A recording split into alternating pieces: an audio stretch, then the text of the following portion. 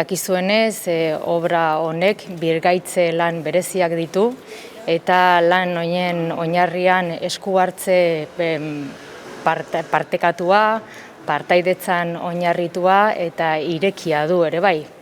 Eta hala nola ikusi dezakegu azken aldi honetan nola programatu ditugun hainbat jarduera desberdin. Izan ditugu hitzaldiak, izan ditugu aurkezpenak, izan dugu formakuntza, izan ditugu esposizioak eta bar. Esan dezakeguna da esku hartze hauek ere izan diala batez ere kulturalak, sozialak, berritzaileak, parte hartzaileak eta sortzaileak. Eta guzti hau zergatik egiten dugu, berriro galeria, Punta Begoña galeriak nahi ditugulako balorean ipini. Azken finean, itsasotik Bizkaiara balin bagatoz, Bizkaiako atea delako. Eta horrela ere bai herritarrei eta baita Getxora bisitan datozenei, aukera ematea horrelako simbolo bat bisitatzeko, ezta?